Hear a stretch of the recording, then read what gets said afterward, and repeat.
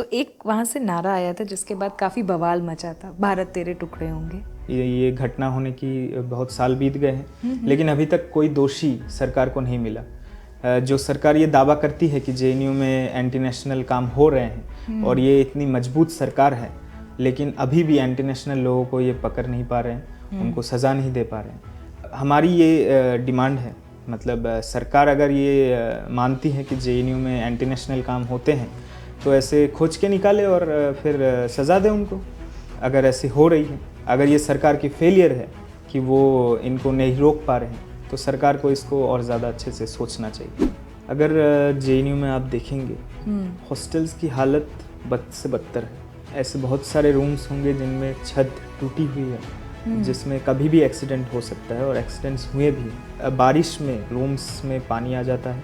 इसमें maximum rooms में जो है ग्लास, विंडो ग्लास नहीं है, तो ऐसे ठंडी के समय में भी स्टूडेंट्स को ऐसे मैनेज करना हो रहा है। आईआईटी के सुसाइड रेट देखिए, बहुत ज़्यादा है। सुसाइड तो नहीं, अगर मतलब ये ज़्यादातर सुसाइड जो है वो प्रेशर कुकर सिस्टम की वजह से है। इंस्टीट्यूशनल मर्डर हम कह सकते हैं कि कैसे एक इंस्टीट्यूशन फोर्स करती है एक स्टूडेंट को ऐसे स्टेप लेने के लिए। बंगाल में लगभग 8000 से भी ज़्यादा स्कूल्स बंद हो रही हैं। पिछले 13 साल में बस 2 बार वो एग्ज़ाम हुआ और दोनों बार ही जो मामला हो वो कोर्ट में चला गया। तो जो रिक्रूटमेंट है वो एक तरीके से ठप हो गई है। कि आप ममता बनर्जी से बहुत खुश नहीं हैं इस मामले में? मतलब मैं पर्सनली बात करूं, पूरे राज्य ही खुश नहीं है क्योंकि किसी का भी जो है उद्धार नहीं कर रही है। माफियागिरी भी हाँ है। मतलब एक बात करें तो जैसे क्राइम्स को बहुत ज़्यादा इंस्टीट्यूशनलाइज कर दिया है। मतलब चाहे शारदा से लेके नारोदा स्कैम हो, हमने देखा है कैसे टीएमसी के जो मंत्री हैं वो खुलेआम जो है पैसे लेते गए देखे हैं। कि अगर हाँ मुझे पार्टी ज्वाइन करनी, जैसे आज के युवाओं से ज़्यादातर पूछो वो बीजेपी ज्वाइन कर लेंगे क्योंकि वहाँ पे सीट पक्की होती है ना। तो अगर आपको मौका मिले तो कौन सी पार्टी ज्वाइन करोगे? नहीं, बीजेपी तो कतई ज्वाइन नहीं करूँगा। वो मेरे आइडियोलॉजी से एकदम पड़े हैं। ये उस पार्टी की नहीं, कांग्रेस भी नहीं ज्वाइन। आम आदमी पार्टी का नाम नहीं। बाद में कैमरा बंद होने के बाद बता दीजिएगा।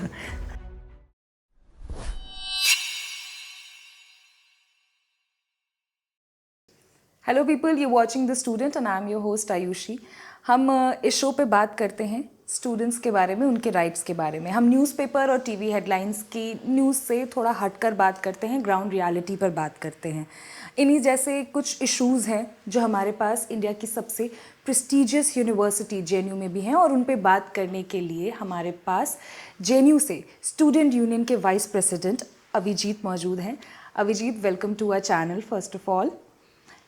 थैंक यू, बहुत बहुत शुक्रिया आयुषी, मुझे इस शो पे बुलाने के लिए और मुझे ये मौका देने के लिए कि मैं स्टूडेंट इश्यूज़ पे बात कर सकूं इस प्लेटफॉर्म से। एक्चुअली ये हमारा सौभाग्य कि आप आए हो।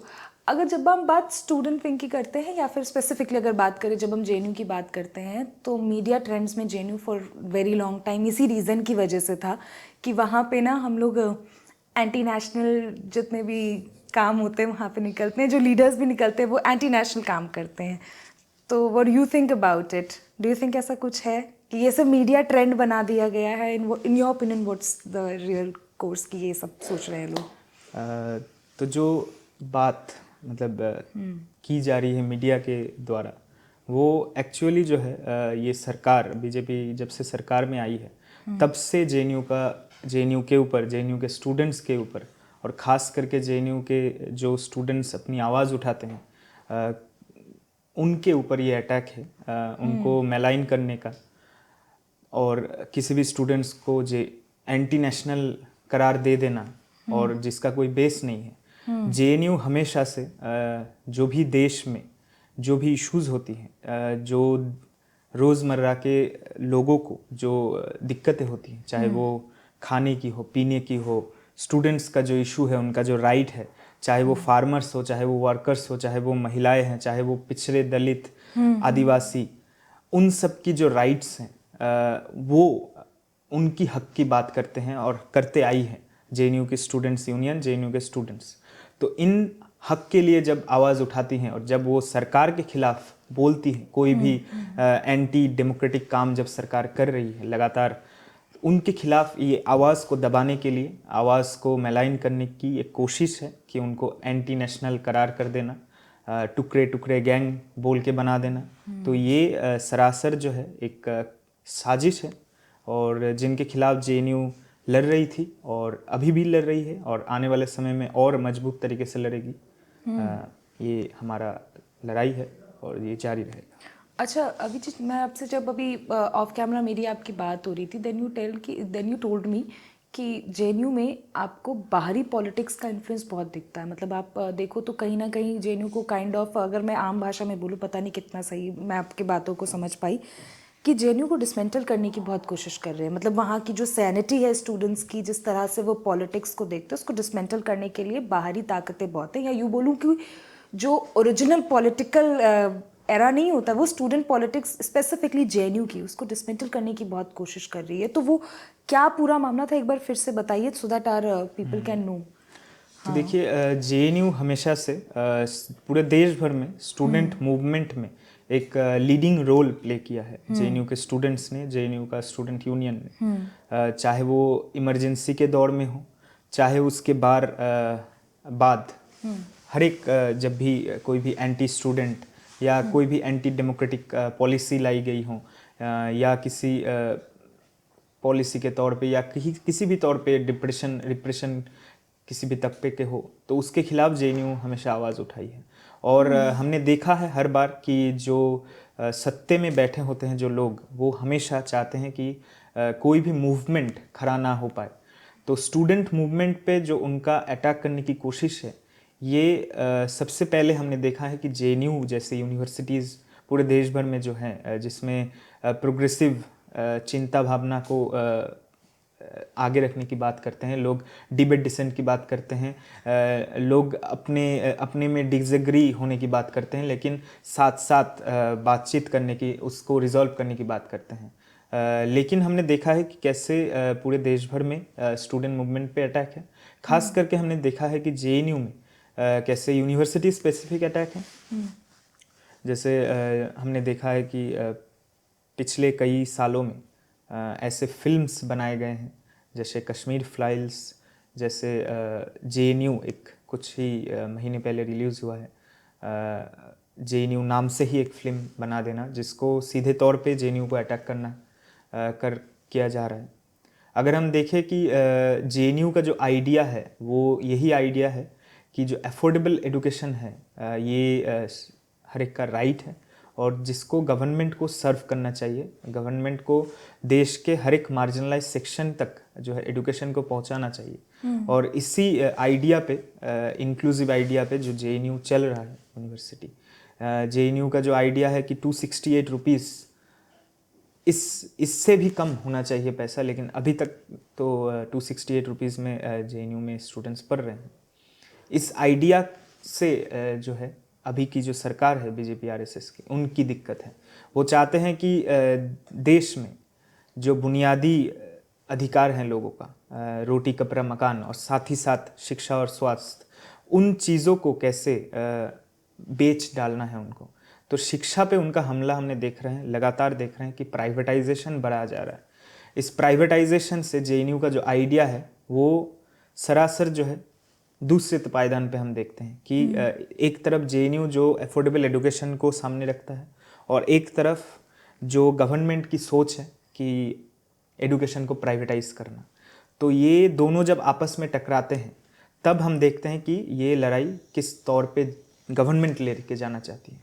जब हम ये डिमांड करते हैं कि एजुकेशन को अफोर्डेबल होना चाहिए, कैंपस में इंक्लूसिविटी बढ़ानी चाहिए, कैंपस में इंफ्रास्ट्रक्चर को इंश्योर करना चाहिए, फीसेस को कम करना चाहिए, इन सब मुद्दों पे जब हम बात करते हैं, तब सरकार इन सब मुद्दों से हट के जो है कैंपस को मैलाइन करना, कैंपस के स्टूडेंट को मैलाइन करने की कोशिश करती है, ताकि ये आवाज़ जो है सामने ना आ पाए। एक कोशिश एक तरफ से हो रही है कि जो भी स्टूडेंट जब प्रोटेस्ट करते हैं बुनियादी चीज़ों पे, इंफ्रास्ट्रक्चर के इश्यूज़ पे, पानी के इश्यूज़ पे, क्लासरूम में जो इंफ्रास्ट्रक्चर होने चाहिए उनके इश्यूज़ पे, एकेडमिक जो इन्वेस्टमेंट होनी चाहिए, एकेडमिक इंफ्रास्ट्रक्चर को डेवलप करने के लिए सेमिनार, वर्कशॉप्स, ये सब जो लगातार होने चाहिए। लाइब्रेरी में अगर हम बात करें, लाइब्रेरी बिल्डिंग को एक्सपेंड करना, लाइब्रेरी में जर्नल्स का कैपेसिटी बढ़ना, जर्नल्स को और बढ़ाना, सब्सक्रिप्शन बढ़ाना। जब इन सब चीज़ों में हम बात करते हैं, जब हॉस्टल जो स्टूडेंट्स का राइट है, हॉस्टल मिलना, हॉस्टल के इंफ्रास्ट्रक्चर को डेवलप करना, एक्सपेंड करना, तो इन सब में जब बात करते हैं तब हम देखते हैं कि उन सब जब प्रोटेस्ट करते हैं एडमिन के खिलाफ, एडमिनिस्ट्रेशन को, अपनी स्टूडेंट्स की आवाज़ को हम और बुलंद करते हैं, तब हम देखते हैं कि एडमिन एक तरीके से फाइन्स लगा देते हैं। और ये 100-200 रुपये की नहीं, ये 1000-2000 से भी ऊपर 10,000 तक फ़ाइन होता है, 20,000 तक फ़ाइन होता है। जो स्टूडेंट 200 रुपये में जेएनयू में पढ़ रहा है, वो स्टूडेंट के ऊपर ये एडमिनिस्ट्रेशन, जेएनयू की एडमिनिस्ट्रेशन 10,000 20,000 तक फ़ाइन दे रहे हैं। जेएनयू में जो स्टूडेंट्स पढ़ते हैं उनका जो आर्थिक स्थिति है, ये 2019 में जब फ़ी हाइक करने की कोशिश किया था जेएनयू के एडमिनिस्ट्रेशन ने, और ये फ़ी हाइक होती है जो सरकार की मानसिकता है प्राइवेटाइज करना शिक्षा को, उसी सोच से ये होती है। तब हम देखते हैं कि एक सर्वे जेएनयू के टीचर्स एसोसिएशन करती है, उसमें देखा जाता है कि 40% ऑफ स्टूडेंट वो जेएनयू से निकल जाएंगे अगर उस तरीके से फ़ी हाइक होता है। तो जेएनयू के स्टूडेंट्स को एमसीएम मिलता है 2,000 रुपये का हर महीने। तो ये वो स्टूडेंट हैं जो एकदम पिछड़े तबके से उठ के आने वाले हैं। तो इनके ऊपर ये जो अटैक है ये लगातार चल रही है, क्योंकि हम इन सब चीज़ों पे, अपनी अधिकारों पे जो है सवाल उठा रहे हैं, और आने वाले समय में और उठाते जाएंगे। लेकिन एक तरीके से हम देख रहे हैं जो पूरे देश भर में हो रहा है कि रिक्रूटमेंट पे, जो फैकल्टीज़ के रिक्रूटमेंट हो रही हैं, पूरी तरीके से जो है पॉलिटिसाइज्ड है और आरएसएस कंट्रोल्ड है, हमने देखा है। और हाल ही में जो यूजीसी का ड्राफ्ट रेजोल्यूशन आया, उसमें हम देखते हैं कि कैसे सेंट्रलाइजेशन ऑफ रिक्रूटमेंट हो रहा है। जो चांसलर हैं वो लगभग हर एक स्टेट में गवर्नर होते हैं, और गवर्नर सेंट्रल गवर्नमेंट से अपॉइंटेड होते हैं। तो अगर हर एक यूनिवर्सिटी में वाइस चांसलर का रिक्रूटमेंट के जो अगर उनका जो पूरा रिस्पॉन्सिबिलिटी, उनका जो अगर सिर्फ चांसलर के ऊपर डिपेंड करेगा, तो हमें ये समझ आता है कि कैसे पूरा सेंट्रलाइजेशन ऑफ रिक्रूटमेंट चलेगा एक तरीके से। साथ ही साथ एक नया जो है नियम लाए हैं कि जो एग्जीक्यूटिव काउंसिल हर एक यूनिवर्सिटी की होती है, जो यूनिवर्सिटी का डिसीजन लेती है, उसमें एजुकेशन मिनिस्ट्री से एक ब्यूरोक्रेट को अपॉइंट किया जाएगा। तो अगर सेंट्रल एग्जीक्यूटिव काउंसिल होती है यूनिवर्सिटी की, जो डिसीजन लेगी, उसमें सेंट्रल गवर्नमेंट के लोग आके बैठेंगे और उस डिसीजन को इन्फ्लुएंस करेंगे, तो एक यूनिवर्सिटी का ऑटोनॉमी चला जाता है, और पूरा जो डिसीजन मेकिंग है वो सेंट्रल गवर्नमेंट से इन्फ्लुएंस होता है। फिर हम देखते हैं कि कैसे रिक्रूटमेंट के साथ साथ जो पॉलिसीज़ हैं उसको कैसे बार बार स्टूडेंट्स के फीडबैक लिए बिना, स्टूडेंट्स का जो है उनका जो मत लिए बिना हर बार इम्प्लीमेंट किया जाता है। जैसे हमने देखा कि न्यू एजुकेशन पॉलिसी जब 2020 में लाई गई, तब कैसे हर एक यूनिवर्सिटीज़ में स्टूडेंट से डिस्कस ना करके, स्टूडेंट जो डेमोक्रेटिकली इलेक्टेड हैं, स्टूडेंट्स यूनियन से डिस्कस ना करके बार बार थोप दिया जा रहा है। और इससे जो एजुकेशन पे खास करके जो मार्जिनलाइज स्टूडेंट्स हैं उन पे ये अटैक है, क्योंकि ये एनईपी जो उनका एनईपी का जो सोच है वो प्राइवेटाइजेशन है, कम्युनलाइजेशन है एजुकेशन का। अच्छा, अभी रिसेंटली अभी हमारी आपकी बात हो रही थी और बाकी सारे डेटाज में भी बताया गया है कि जेएनयू के स्टूडेंट फंड्स में से 80% का कट ऑफ हुआ है। आप स्टूडेंट लाइब्रेरी का भी जिक्र किए थे, वहाँ पे भी अब आई थिंक बुक्स वगैरह इतनी अवेलेबल नहीं रहती हैं।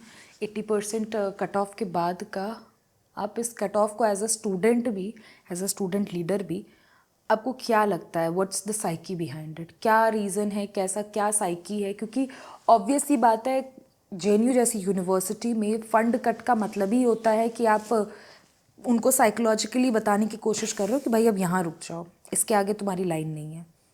तो आप इसको कैसे देखते हो, मतलब इन योर ओपिनियन, क्योंकि आप अंदर रहो, आपको अच्छे से पता है, पॉलिटिक्स भी है वहाँ पे, सब देख करके। तो ये फंड कट जो है सिर्फ जेएनयू की बात नहीं है, ये पूरे एजुकेशन सिस्टम में फंड कट हो रहा है। हमने देख रहे हैं कि कैसे जो हायर एजुकेशन में जो बजट एलोकेशन है वो हर साल कम हो रहा है। जो यूनिवर्सिटी ग्रांट कमीशन है, पिछले साल उसका बजट में 61% कट था। तो जो फंडिंग अथॉरिटी है उसमें फंड कट हो रहे हैं। तो जो पब्लिक यूनिवर्सिटीज़ हैं, पब्लिक कॉलेजेस हैं, उनमें फंड की जो सोर्सेस हैं वो ही कट किए जा रहे हैं, उसमें से ही कट हो जा रहा है। तो सारे यूनिवर्सिटीज़ में ही ये अटैक है, सिर्फ जेएनयू में नहीं। लेकिन हम जेएनयू जो एक देश का प्रीमियर इंस्टीट्यूट है, जो जिनका इस्टेब्लिशमेंट ही हुआ था कि रिसर्च को और एक नई ऊंचाइयों में ले जाने के लिए, एक रिसर्च को फोकस करने के लिए, उसमें अगर हम देखते हैं कि कैसे अगर फंड कट होता है तो क्या उसका रिजल्ट निकलता है। जब लाइब्रेरी में 80% फंड कट होता है, जब एकेडमिक अफेयर्स में 80% फंड कट होता है, फिर यूनिवर्सिटी का जो इंटेंशन है रिसर्च को प्रमोट करना, वो फिर ख़त्म हो जाता है। आपकी लैब्स में भी प्रॉब्लम थी? लैब्स में जो इंस्ट्रूमेंट्स हैं उनका नए इंस्ट्रूमेंट लाना, उस कैपेसिटी फिर जनरेट नहीं होती। फंड्स अगर नहीं मिलेंगी तो नए इंस्ट्रूमेंट लाना, फिर डे टू डे जो केमिकल्स यूज़ होते हैं उसका फिर से नए केमिकल्स लाना, ये रिस्ट्रिक्ट हो जाता है। तो एक तरीके से रिसर्च को हैम्पर करेगा ये फंड कट। स्टूडेंट्स के डे टू डे लाइफ को ये हैम्पर करता है। अगर स्टूडेंट्स को जर्नल्स नहीं मिलेंगे, अगर स्टूडेंट्स को बुक्स नहीं मिलेंगे लाइब्रेरी में, तो फिर स्टूडेंट्स पढ़ाई कैसे करेगा। अगर यूनिवर्सिटीज़ में एकेडमिक वर्कशॉप्स नहीं ऑर्गेनाइज होंगे, सेमिनार अगर ऑर्गेनाइज नहीं होंगे, तो फिर स्टूडेंट्स की जो नई किस चीज़ पे रिसर्च होनी चाहिए, कौन कौन चीज़ें जो है आने वाले समय में और रिसर्च होनी चाहिए, ये फिर स्टूडेंट्स को समझ नहीं आएगा। तो इस तरीके से जो है रिसर्च को ख़त्म करने देने की कोशिश, हायर एजुकेशन को ख़त्म कर देने की कोशिश, पब्लिक एजुकेशन को ख़त्म करने देने की कोशिश जो है ये न्यू एजुकेशन पॉलिसी के द्वारा हो रहा है, जो प्राइवेटाइजेशन को और बढ़ावा दिया जा रहा है। बजट में जो प्राइवेट यूनिवर्सिटीज़ हैं उनको प्रोमोट करने के लिए अलग से कॉर्पस फंड मिल रहा है जिनसे वो लोन ले सकते हैं। लेकिन अगर पब्लिक यूनिवर्सिटीज़ को जो फंड मिलना चाहिए था वो नहीं मिल रहा है गवर्नमेंट के द्वारा। तो एक तरीके से जो है पब्लिक एजुकेशन में जो स्टूडेंट्स मार्जिनलाइज हैं, जो जिनके पास पैसे नहीं हैं, वो पब्लिक एजुकेशन में आते हैं, पब्लिक यूनिवर्सिटीज़ में आते हैं। तो फिर वो रास्ता जो है सरकार बंद कर देनी चाहती है। तो अभी मुझे ये बताइए, स्टूडेंट यूनियन का इस पे क्या पार्ट है? मतलब आपने मिलकर के या स्टूडेंट यूनियन के जो लीडर्स हैं उन्होंने मिलकर के कुछ स्टेप उठाया इसके अगेंस्ट अभी तक, या अथॉरिटीज़ से सिर्फ अभी तक सिर्फ प्रॉमिसेस मिल रहे हैं, जो कहते नहीं खोखले वादे, ऐसा कुछ है क्या? कोई ठोस आपके पास कुछ आया है अभी तक इसके अगेंस्ट? एनीथिंग? नहीं, बिल्कुल नहीं, क्योंकि जो यूनिवर्सिटी अथॉरिटी है वो प्रॉमिस भी नहीं कर सकती क्योंकि उनके पास पैसे ही नहीं है। तो हम लगातार ये सवाल अपने यूनिवर्सिटीज़ में उठा रहे हैं, जेएनयूएसयू उठा रही है जेएनयू में, कि एक तरीके से जो है ये सब इंफ्रास्ट्रक्चर में जो है लगातार एक्सपेंस जेएनयू एडमिनिस्ट्रेशन को करना चाहिए। हॉस्टल का जो क्राइसिस है जेएनयू में, उसको सुधारने के लिए हॉस्टल जो जेएनयू की कैपेसिटी है 8,500 की स्टूडेंट्स की, प्लस 8,500 प्लस, लेकिन हॉस्टल की कैपेसिटी बस 5,500 है। तो जेएनयू एक रेसिडेंशियल यूनिवर्सिटी है, तो जिसमें हॉस्टल की क्राइसिस है। तो अब हम देखते हैं हॉस्टल इंक्रीज़ करने की बजाय जेएनयू बोलता है कि हमारे पास फंड नहीं है। तो एक नया हॉस्टल जो है बराक हॉस्टल, वो बन के खड़ा है, लेकिन जेएनयू के पास उस हॉस्टल को चलाने के लिए पैसे नहीं है। तो जेएनयू एडमिनिस्ट्रेशन ये चाहती है कि उसको प्राइवेट फंक्शनिंग की तरह चलाए, जिससे स्टूडेंट्स जो हॉस्टल में रहेंगे, जो हॉस्टल की मेंटेनेंस का चार्ज होगा वो उस स्टूडेंट्स खुद पे करेगा। और इससे जो कैलकुलेशन निकलता है कि हर एक स्टूडेंट्स को हर महीने सिर्फ हॉस्टल में रहने के लिए 3,500 से 4,000 रुपये देने पड़ेंगे, जबकि वो बहुत महंगा होगा, जो कि अनअफोर्डेबल होगा। तो हमारी यही डिमांड है कि जो हॉस्टल का जो सारे हॉस्टल की फ़ीस है 10 रुपये पर महीना, उस चार्जेस पे जो है जेएनयू में बराक हॉस्टल भी खुले, ताकि हॉस्टल क्राइसिस को और थोड़ा कम किया जा सके।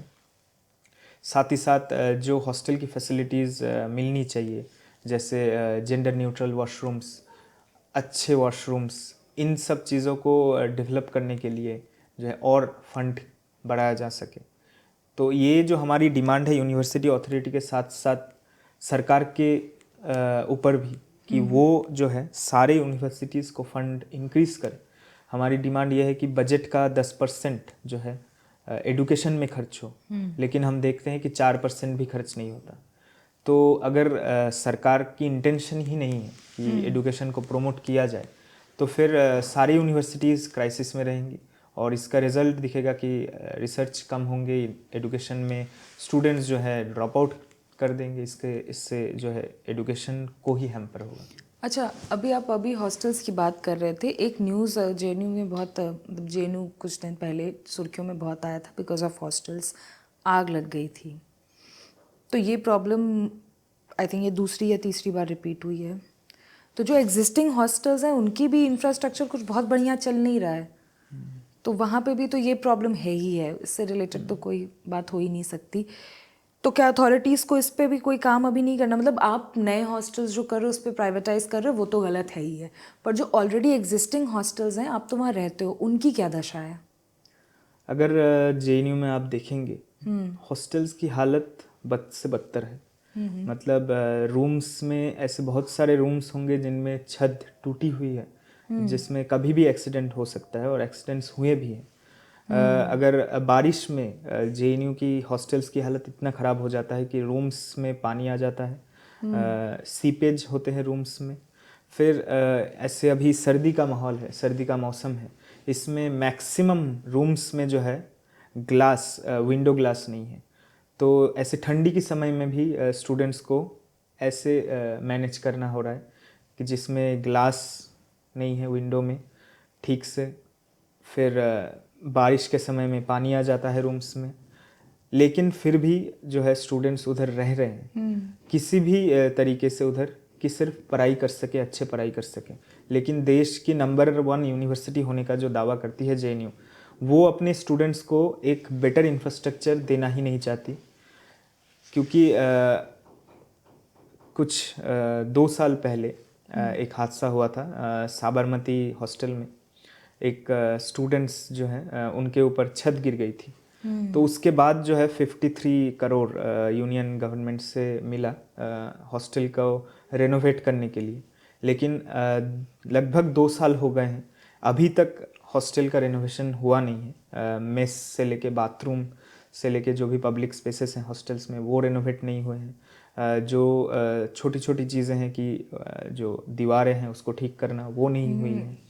तो लगातार ऐसे जो इलेक्ट्रिकल वायर्स है, वायरिंग सिस्टम है, वो ठीक नहीं हुई है। तो इससे हादसा जो है हर बार हो रही है कि कभी आग लग जा रही है हॉस्टल में, कभी छत टूट जा रहे हैं, स्टूडेंट्स के सिर पे ऊपर गिर रहे हैं।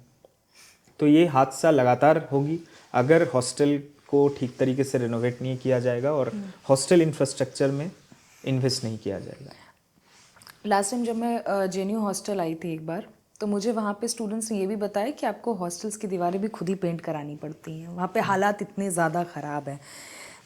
ये तो जेएनयू का है ही है, लेकिन जेएनयू का एक एंगल जो सबसे ज़्यादा इस समय है, जो कि थोड़ा पॉजिटिव पॉइंट है, वो ये है कि आपके यहाँ ढाबा कल्चर बहुत है। ढाबा कल्चर इज़ लाइक कि बच्चे बैठते हैं, खाना खाने बैठते हैं और उस पर पॉलिटिक्स की बात होती है, और ये काफ़ी ज़्यादा इन्फ्लुएंसिंग भी है, जिसकी वजह से शायद हमारे देश में आधे से ज़्यादा बच्चे जेएनयू ज्वाइन करना चाहते हैं। जब पॉलिटिक्स की बात करते हैं हम जेएनयू के अंदर, राइट विंग भी है, लेफ्ट विंग भी है, तो जब ये दोनों विंग आपस में भिड़ती हैं तो क्या ऐसा होता है कि इनके इश्यूज़ के चलते जो कोर इश्यूज़ हैं स्टूडेंट्स के, वो दब रहे हैं? या वहाँ पे भी आप लोग न्यूट्रल ग्राउंड पे रहते हैं कि हाँ, हमारा दोनों का काम यही है कि हमें जेएनयू की जो इश्यूज़ हैं उनको सामने लाना है, अपने एक दूसरे के पॉलिटिकल बेनिफिट्स को साइड हटा करके? तो जैसा आपने कहा कि जेएनयू में ढाबा कल्चर है, ये ढाबा कल्चर और कुछ नहीं, बातों का कल्चर है, डिबेट डिस्कशन का कल्चर है। इसमें स्टूडेंट्स पॉलिटिक्स से लेके कल्चर, सोशल इश्यूज, हर किस्म, नेशनल, इंटरनेशनल, लोकल इश्यूज पे बात करते हैं, अपनी नॉलेज को बढ़ाते हैं और डिबेट करते हैं अगर किसी चीज़ पे डिसएग्रीमेंट हो। लेकिन ये जो बातें हैं, ये जो पॉलिटिक्स हैं, इसको ख़त्म करने की कोशिश जो है लगातार की जा रही है एडमिन के द्वारा। ढाबा को बंद कर देना, उसको प्राइवेटाइज करना। जो ढाबा में हम लोग अभी भी जो है सबसे सस्ता मील शायद हमें मिलता है कैंटीन्स में, ढाबे में। कितना होगा, एक बार बता दीजिए कितना होगा, मतलब एक प्लेट अगर आपको खानी है तो उसका क्या प्राइसिंग होगी? 50-60 रुपए में कोई भी लोग खाना खा सकता है जेएनयू में। फुल मतलब फुल हाँ, थाली पूरी? हाँ, थाली मिल सकता है। अच्छा, फिर? लेकिन इसको अगर जैसे बाकी यूनिवर्सिटीज़ में किया जा रहा है कि कैफ़े कल्चर को लाना, फिर प्राइवेट शॉप्स खोलना, अगर ये हो जाएगा फिर तो जेएनयू में जो सस्ती शिक्षा के साथ साथ सस्ती खाना है वो भी ख़त्म हो जाएगा। तो इसके लिए भी जेएनयू के स्टूडेंट्स लड़ रहे हैं, यूनियन लड़ रही है। और जैसा आपने कहा कि राइट विंग और लेफ्ट विंग की हाँ, जो लड़ाई दूसरा है, सवाल था, ये दूसरा तो सवाल ये था। लड़ाई कुछ और नहीं, स्टूडेंट की इश्यूज़ की लड़ाई है। लेफ्ट विंग जो है वो हमेशा जो है स्टूडेंट्स की जो बेसिक इश्यूज़ हैं उस पे सवाल उठाती आई है, और हमेशा जो है जो इस्टेब्लिशमेंट है, जो सरकार है, उस पे सवाल उठाती आ रही है, क्योंकि ये सरकार का दायित्व है कि जो भी स्टूडेंट्स का राइट है वो इंश्योर करे, चाहे वो अफोर्डेबल एडुकेशन हो, चाहे एडुकेशन को मिलने के लिए वो इंक्लूसिविटी, वो एनवायरनमेंट प्रोवाइड करना वो हो। तो इसके लिए अभी तक जेएनयू में जो है लेफ्ट प्रोग्रेसिव फोर्सेस लड़ रही है जेएनयू को बचाने के लिए, ताकि ये आइडियाज़ को बचाना सके, जेएनयू की ये आइडिया को बचा सके। लेकिन हम देख रहे हैं कि सालों से जो है एक कोशिश हो रही है राइट विंग के तौर से कि money, muscle, caste, communal politics को बढ़ावा देना, लोगों को कास्ट लाइन पे, कम्युनल लाइन पे बांट देना। तो ये एक कोशिश जारी है, लेकिन अभी तक जेएनयू के स्टूडेंट्स जो है हमेशा अपनी बुनियादी सवाल के ऊपर अपनी राइट्स के लिए लड़ रहे हैं, और ये caste division, caste discrimination, communal harmony को जो ख़त्म करने की कोशिश है इसके खिलाफ लड़ रही है। और लेफ़्ट को हमेशा जो है पहले पायदान पे रखा है कि लेफ्ट ही है जो लड़ रही है जेएनयू के आइडियाज़ को बचाने के लिए। तो अभी तक लेफ़्ट जेएनयू में इसी बेसिस पे है और आने वाले समय में भी रहेगी। लेकिन राइट विंग जो है वो आने वाले समय में जो है कितना भी कोशिश कर ले जेएनयू में, उनको अगर ये सवाल अगर उनका जवाब नहीं दे सकते, क्योंकि वो उनका पॉलिटिक्स ही नहीं है, तो हमेशा ही वो बाहर रहेंगे जेएनयू से। अच्छा, अब जेएनयू से थोड़ा बाहर आते हैं, क्योंकि लेफ्ट और राइट की बात हो ही रही है। थोड़ा सा जेएनयू से बाहर आते हैं। दिल्ली में भी बहुत यूनिवर्सिटीज़ हैं, पूरे इंडिया में भी तो पता नहीं कितनी, बहुत ज़्यादा यूनिवर्सिटीज़ होंगी, सरकारी हटा करके बात कर रही हूँ मैं।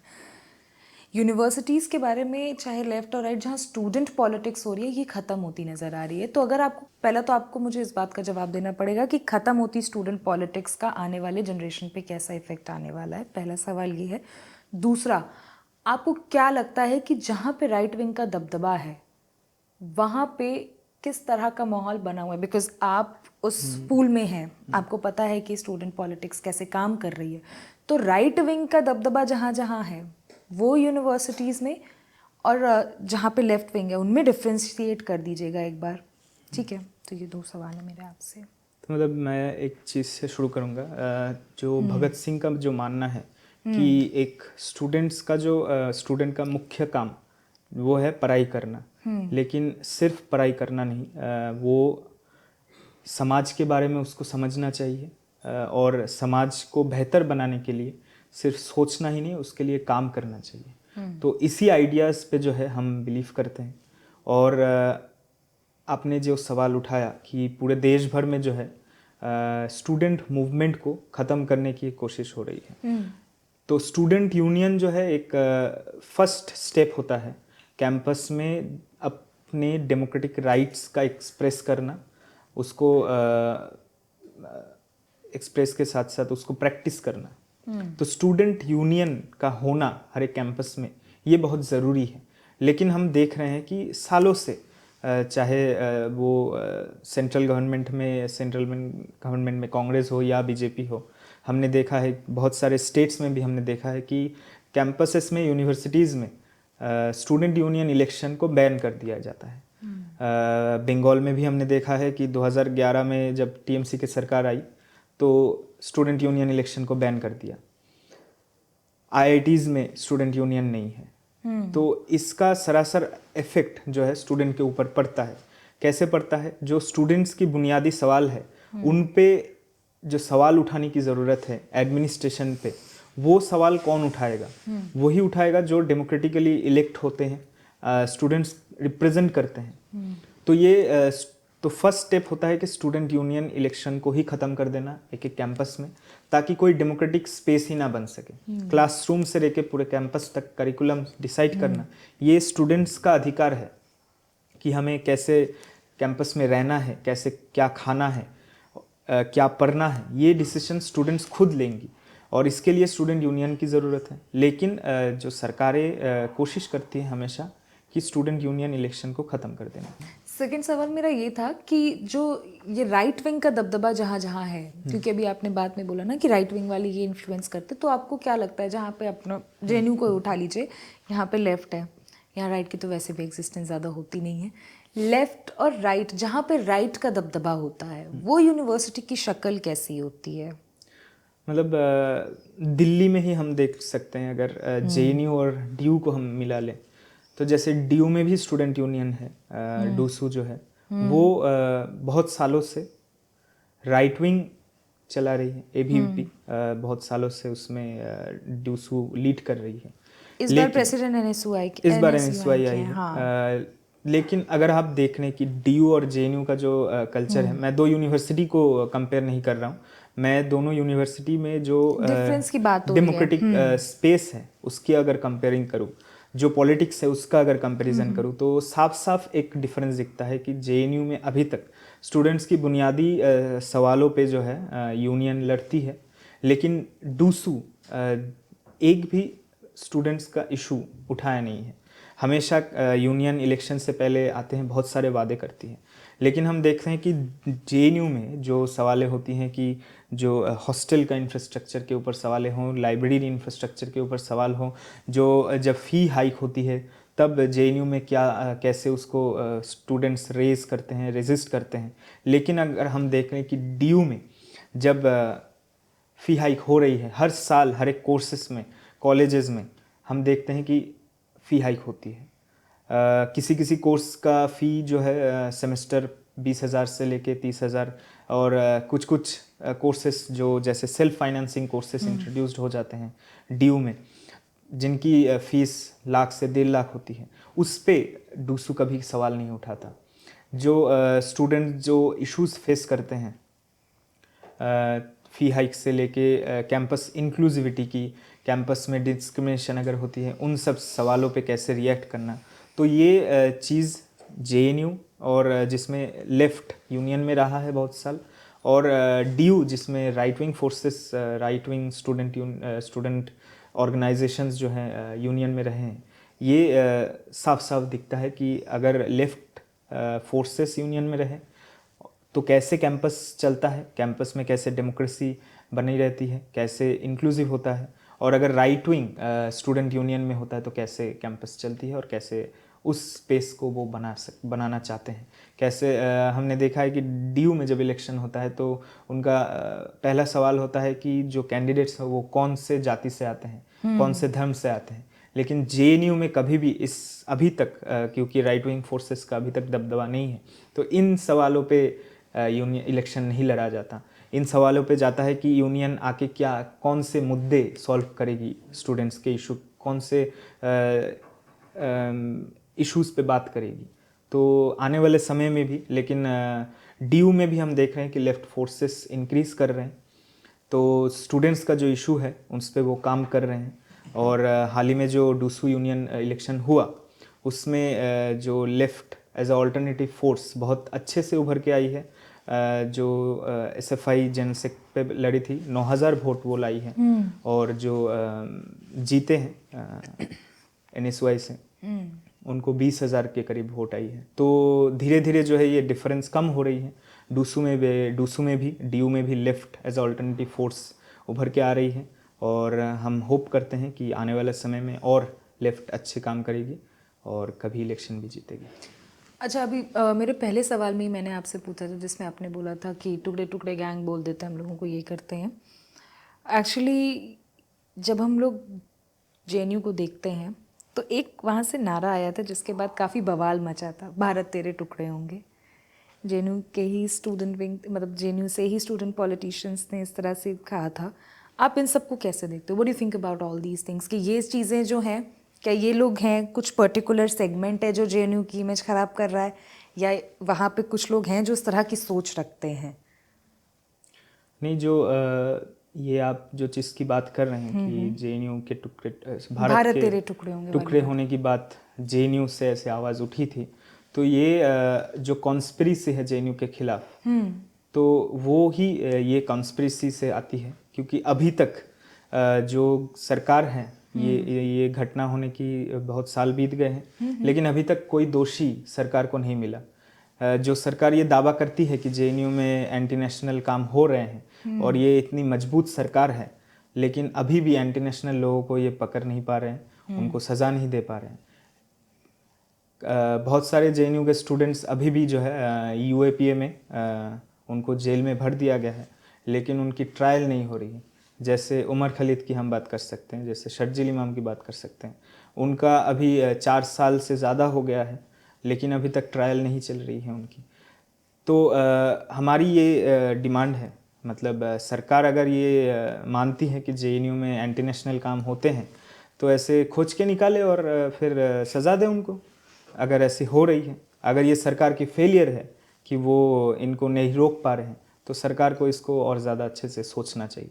और ऐसे अगर सिर्फ बात करके किसी इंस्टीट्यूशन को मैलाइन करने की कोशिश है, तो ये तो हम समझ रहे हैं, हर साल लगातार ये हो रही है। तो इसके खिलाफ जेएनयू लड़ रही है और आने वाले समय में भी लड़ेगी। तो यही है। अच्छा, बैक टू टॉपिक आ जाते हैं, जहाँ पे हम स्टूडेंट पॉलिटिक्स की जहाँ बात कर रहे थे, जहाँ पे होते हैं स्टूडेंट यूनियंस। आपको लगता है कि जहाँ पे स्टूडेंट यूनियन है वहाँ सुसाइड रेट कम है? जैसे अभी आईआईटी के सुसाइड रेट देखिए बहुत ज़्यादा है, उसके कंपैरिजन में जेएनयू का बहुत कम रेट चल रहा है फ़िलहाल के लिए, which is also serious topic. Student suicide rate, भाई स्टूडेंट लाइफ मैटर्स वाली बात है। तो आपको लगता है दिस इज़ एक्चुअली कि वहाँ पे स्टूडेंट यूनियन नहीं है, इस वजह से इसका कोई इफेक्ट पड़ता है इस पे? मतलब इसका कोई डायरेक्ट आंसर तो नहीं हो सकता, क्योंकि एक रिसर्च की बात है कि अलग अलग यूनिवर्सिटीज़ में कैसे सुसाइड हो रही हैं। और सुसाइड तो नहीं, अगर मतलब ये ज़्यादातर सुसाइड जो है वो प्रेशर कुकर सिस्टम की वजह से है। इंस्टीट्यूशनल मर्डर हम कह सकते हैं कि कैसे एक इंस्टीट्यूशन फोर्स करती है एक स्टूडेंट को ऐसे स्टेप लेने के लिए। अगर हम आईआईटीज़ की बात करें, तो आईआईटी में हम देख रहे हैं कि लगातार कास्ट डिस्क्रिमिनेशन का जो है सामने आ रहा है। फिर जो मतलब तो ये कास्ट डिस्क्रिमिनेशन को हमें रोकना चाहिए। तो सुइसाइड होने का या जो इंस्टीट्यूशनल मर्डर जो हो रहे हैं, उसका जो कारण है उस पे हमें फोकस करना चाहिए। अगर हम बात करें तो मतलब आईआईटीज़ में हम लगातार देख रहे हैं कि कैसे मार्जिनलाइज सेक्शन से स्टूडेंट्स जो आने के बाद जो पढ़ते हैं, सुइसाइड्स उनमें बहुत ज़्यादा हो रही है। तो इन चीज़ को एड्रेस करना बहुत ज़रूरी है। तो इस चीज़ को एड्रेस करने के लिए उस यूनिवर्सिटी में ऐसा डेमोक्रेटिक स्पेस, ऐसा मतलब प्लेटफॉर्म होना चाहिए। अगर हम बात करें तो स्टूडेंट यूनियन होना एक तरीके से उस कैंपस में एक डेमोक्रेटिक स्पेस तैयार करती है। या ऐसे चीज़ों, अगर ऐसी कोई चीज़ घटती है, कोई इंस्टीट्यूशनल डिस्क्रिमिनेशन हो रही है, तो उस चीज़ को एड्रेस करने का वो यूनिवर्सिटी में या इंस्टीट्यूट में क्या मैकेनिज़्म है। जो इक्वल अपॉर्चुनिटी सेल की अगर हम बात करें, तो जो इन सब डिस्क्रिमिनेशन को एड्रेस करेगी और उन स्टूडेंट्स को रिलीफ देगी, ताकि वो इन ऐसे जो स्टेप्स ना ले।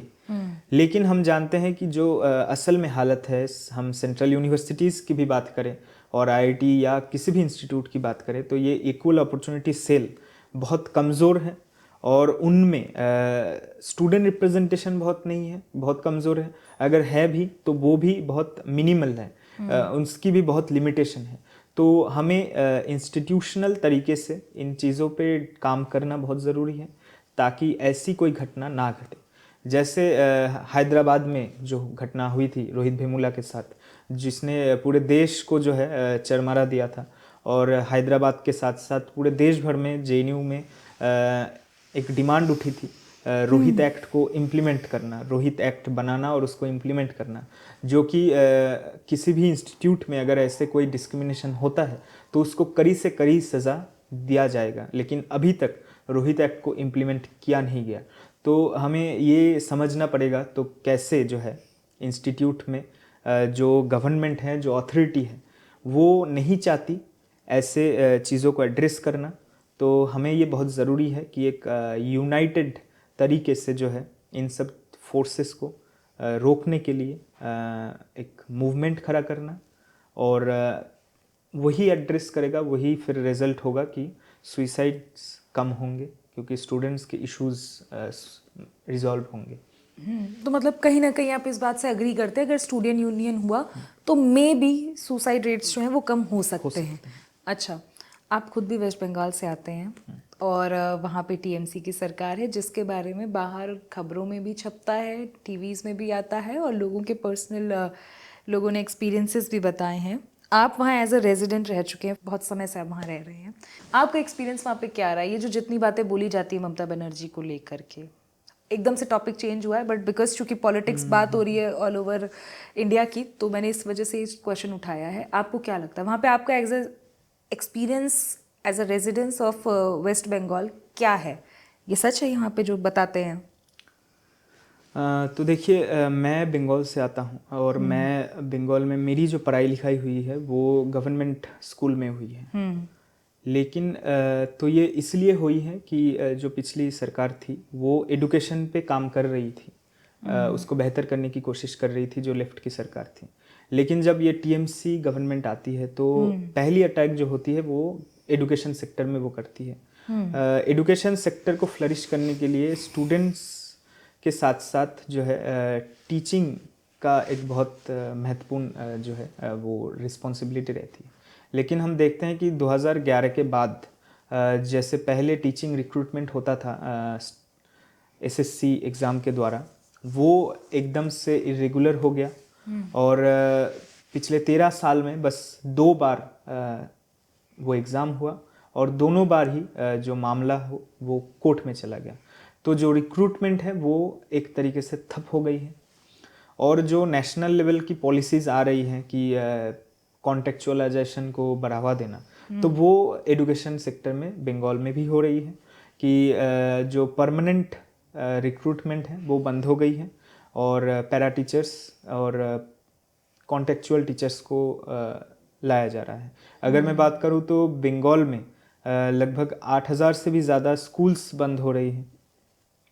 तो प्राइमरी एडुकेशन से लेके हायर एडुकेशन पे पूरे लेवल पे ही अटैक है। तो अगर टीचर्स रिक्रूटमेंट नहीं होंगे, स्कूल्स मर्ज कर दिए जाएंगे, स्कूल्स बंद कर दिए जाएंगे, तो पब्लिक एडुकेशन एक तरीके से ख़त्म हो जाएगा और प्राइवेट एडुकेशन को बढ़ावा दिया जाएगा। ऐसी पॉलिसीज़ भी आ रही हैं, और टीएमसी गवर्नमेंट भी कोई अलग नहीं है, बंगाल भी कोई अलग नहीं है पूरे देश भर में। अगर मैं बात करूँ एडुकेशन से हट के, तो पहली जो एडुकेशन से जुड़ी हुई चीज़ है वो है एम्प्लॉयमेंट। तो एक तरीके से एम्प्लॉयमेंट में अटैक है कि जैसे मैंने कहा कि रिक्रूटमेंट नहीं हो रही है, तो जो स्टूडेंट्स वहाँ पढ़ रहे हैं उसके बाद वो क्या जॉब करेंगे, कहाँ जॉब करेंगे, ये एक सवाल बंगाल में बहुत एक इम्पॉर्टेंट सवाल बन गया है। क्योंकि हम देख रहे हैं कि बंगाल में इंडस्ट्री नहीं हो रही है, कोई बड़ी इंडस्ट्री नहीं हो रही है, और जो एडुकेटेड लोग हैं, एडुकेटेड जो फोर्स हैं, वो जॉब ढूंढने के लिए बाहर के राज्यों में आ रही है, चाहे वो दिल्ली हो, बेंगलोर हो, या साउथ की कोई और स्टेट्स हो, या कोई और स्टेट हो। तो जो एडुकेटेड फोर्स हैं जो बंगाल में अगर काम करती तो बंगाल की इकोनॉमी को और अच्छा करती, लेकिन वो ख़त्म हो जा रही है। साथ ही साथ जो अलग जो दूसरी पॉलिसीज़ टीएमसी ले रही है, जो पॉपुलर पॉलिसीज़ ले रही है, उससे हम एक सीधे सीधे ये इंटेंशन पे आती है कि सीधे तरीके से एक वोट्स को खरीदने की कोशिश हो रही है। चाहे वो मतलब जैसे कुछ पॉलिसीज़, जैसे हम बात करें कन्याश्री हो, जैसे स्वास्थ्य साथी हो, या और भी दूसरे बहुत सारी पॉलिसीज़ हैं जिसमें इंफ्रास्ट्रक्चर के इश्यूज़ को, इन्वेस्टमेंट के इश्यूज़ को डील नहीं किया जा रहा है, लेकिन सिर्फ जो है एक तरीके से होक्स दिया जा रहा है जो बंगाल के लोग हैं कि हम डेवलपमेंट कर रहे हैं, डेवलपमेंट हो नहीं रही है एक्चुअली। अच्छा, तो कुल मिलाकर के आप ममता बनर्जी से बहुत खुश नहीं हैं इस मामले में? मतलब मैं पर्सनली बात करूं, पूरे राज्य ही खुश नहीं है क्योंकि किसी का भी जो है उद्धार नहीं कर रही है वो। माफियागिरी भी हाँ, है। मतलब एक बात करें तो जैसे क्राइम्स को बहुत ज़्यादा इंस्टीट्यूशनलाइज कर दिया है। मतलब चाहे शारदा से लेके नारोदा स्कैम हो, हमने देखा है कैसे टीएमसी के जो मंत्री हैं वो खुलेआम जो है पैसे लेते गए देखे हैं।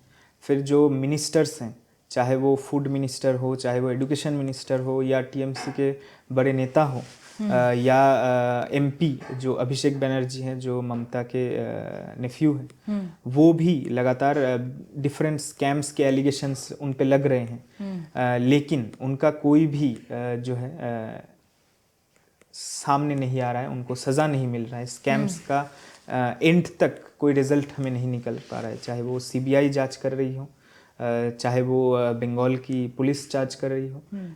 हमें देख रहे हैं कि किसी भी तरीके से टीएमसी के ऊपर कोई भी अगर हम देख रहे हैं कि स्कैम्स का जो एक्सपोज वो रेट नहीं है, वो नहीं हो रहा है। अच्छा, बहुत हो गई बात जेएनयू की, बहुत सारी बात हो गई आपकी देश की पॉलिटिक्स की। अब बात कर लेते हैं आपके बारे में। अगर आपको जेएनयू से निकल के पॉलिटिक्स में करियर बनाने का मौका मिला तो पहली बात तो आप बनाओगे।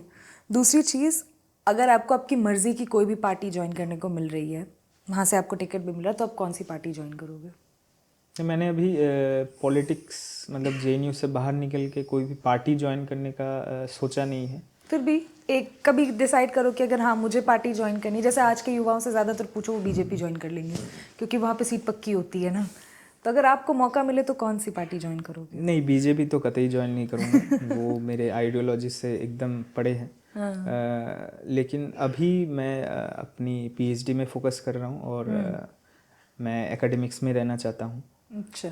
लेकिन जो एक्चुअल इशू है कि रिक्रूटमेंट हो नहीं रहे हैं, क्योंकि मैंने बोला आपको कि पब्लिक यूनिवर्सिटीज़ में अटैक है, तो एक तरीके से एकेडमिशियंस पे भी अटैक है और पूरे एजुकेशन सेक्टर में अटैक है। तो आने वाले समय में एज अ एकेडमिशियन मैं बनना चाहूँगा और रिसर्च करना चाहूँगा, यही मेरा फ्यूचर। मगर अगर कोई एक ऑप्शन दे दिया गया आपको, फिर भी just to join one party, last question है, उसके बाद हम लोग रैप अप करेंगे। कोई भी नाम ले लीजिए, मेरा ही दिल रखने के लिए नाम ले लीजिए कोई। नहीं ऐसे बोल सकता हूँ। किसी भी कीमत पे आप पॉलिटिक्स ज्वाइन नहीं करेंगे? पॉलिटिक्स ज्वाइन कर सकता हूँ, लेकिन मैं अभी तो वो सोचा नहीं। इंडिपेंडेंट पार्टी बनाएंगे आप? नहीं, इंडिपेंडेंट पार्टी नहीं बनाऊंगा। फिर मैं मानता हूँ ऑर्गेनाइज्ड पॉलिटिक्स में कोई भी मूवमेंट जो है इंडिपेंडेंट तरीके से नहीं बनाया जा सकता। एक आइडियोलॉजी होनी चाहिए उस पार्टी की।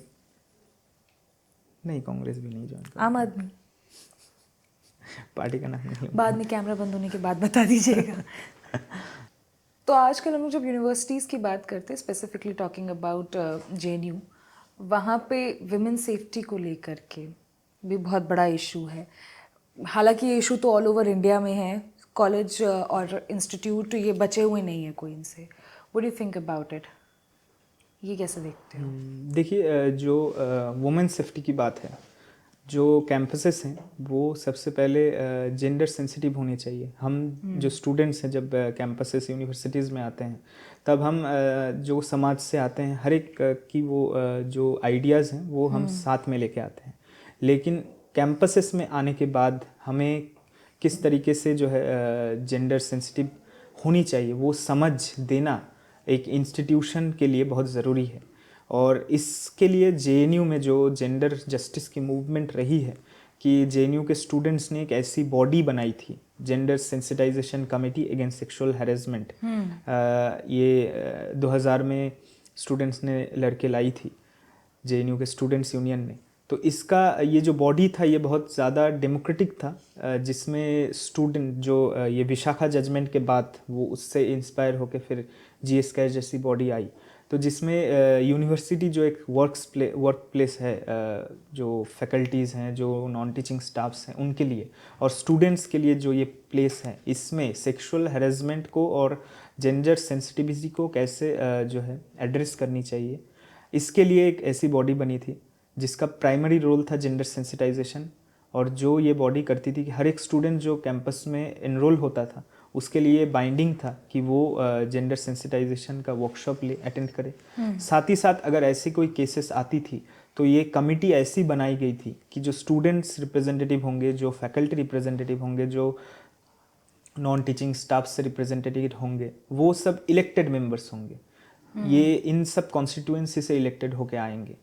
लेकिन हमने देखा कि 2017 में जो तब के वाइस चांसलर थे, उन्होंने रातों रात जो है ये ऐसी जीएस कैश जैसे डेमोक्रेटिक बॉडी को बंद करके आईसीसी जैसी बॉडी लाते हैं, जिसमें पहली तो है डेमोक्रेटिक जो राइट्स हैं उसको ख़त्म कर दिया जाता है। ये जो फैकल्टीज़ हैं, नॉन टीचिंग स्टाफ्स हैं, ये सब एडमिन नॉमिनेटेड होते हैं। सिर्फ उसमें स्टूडेंट्स रिप्रेजेंटेटिव स्टूडेंट्स कंस्टिट्यूएंसी से इलेक्ट हो सकते हैं। तो एक तरीके से जो है एडमिन से बहुत ज़्यादा कंट्रोल्ड है ये बॉडी। और फिर हमने देखा भी है कैंपस में कैसे लगातार जेएनयू में भी सेक्सुअल हैरेसमेंट के केसेस घट रहे हैं। और इसको रेजिस्ट करने के लिए एक ही उपाय है कि हम जेंडर सेंसिटिव हैं उसका अवेयरनेस हमारे ऊपर बढ़े, और साथ ही साथ इन सब केसेस को अच्छी तरीके से डेमोक्रेटिकली ट्रांसपेरेंट वे में डील किया जाए। तो इसके लिए बहुत ज़रूरी है कि जीएस कैश जैसी बॉडी होना। अगर जीएस कैश नहीं है तो अगर आईसीसी है तो उसको और ट्रांसपेरेंट करना, उसकी फंक्शनिंग को और बेहतर करना, स्टूडेंट रिप्रेजेंटेटिव उसमें लाना, ताकि ये जो एक सबसे इम्पॉर्टेंट मुद्दा है कैंपस को इंक्लूसिव बनाना, किसी भी तरीके का हैरेसमेंट कैंपस में ना हो, अगर हो तो उसको अच्छे तरीके से एड्रेस करना, ये बहुत ज़रूरी है। तभी कोई भी कैंपस सेफ बनेगा और जेंडर जस्ट बनेगा। तो ये बहुत ज़रूरी है। बिल्कुल सही बात है। मतलब अगर आप डेमोक्रेसी के लिए ही लड़ रहे हैं और डेमोक्रेटिक देश में हैं अभी तक, तो आगे जो होगा वो देखा जाएगा, लेकिन फ़िलहाल तो डेमोक्रेसी और वहाँ पे transparency is something that we all crave for. Thank you so much for joining us. आपने ना सिर्फ जेएनयू के बारे में हमें बताया, बट आपके व्यूज़ जो ना सिर्फ दिल्ली, ऑल ओवर इंडिया और स्पेसिफिकली वेस्ट बंगाल, ऑलमोस्ट हमें नहीं लगता हमने यहाँ पे कुछ ऐसा था जो अनकवर्ड छोड़ा है, सब कर लिया है। Thank you so much, I am blessed to have you. So guys, हम लोगों ने यहाँ पे ऑलमोस्ट सब कुछ कवर कर लिया है। इन केस आपको लगता है कि कोई सवाल छूट गया है जो मुझे पूछना चाहिए था, जो मुझे जानना चाहिए था, आप उसको कमेंट बॉक्स में लिख दीजिए, मैं इनको पर्सनली सेंड कर दूंगी। और ये उसका मुझे वीडियो जो भी बना करके जो भी आंसर्स देंगे वो आप हमारी मैगज़ीन में पढ़ लीजिएगा, जो कि 1 मार्च को रिलीज़ होने वाली है। Thank you so much for joining us.